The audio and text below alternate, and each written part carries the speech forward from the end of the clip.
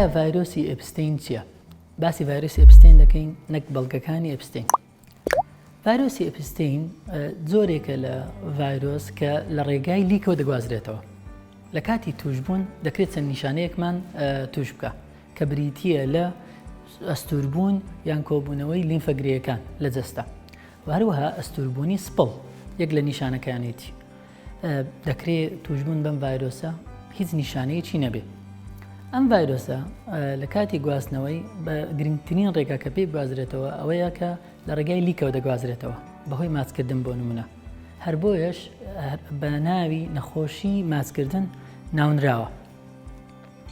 بەگشتی ڤایرۆسی ئێپستین دەکرێت هیچ مەترسیەکی نەبێ بەدەر لە ئەستوربوونی سپڵ، بەڵام ئەم ئەستوربوونەش دەکرێت هەندێک جار مەترسیمان بۆ دروست بکە کە بێتە هۆی تەقینی سپڵ.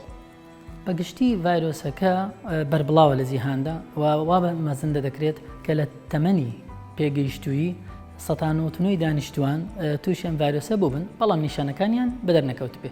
هیوادارم ئەم پارچە ڤیدیۆیە ببێتە وەڵامێک بۆ ئەو چەند حاڵەتەی کە دەکرێت هەندێک جار سۆنارێکی زیک بکرێ و تەنها ئەستوربوونی سپڵ بدۆزرێتەوە بەبێ هۆکارێکی دیار.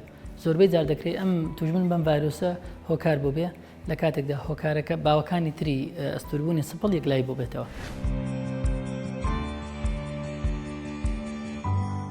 میهرەبانی، دڵسۆزی و لێزانی.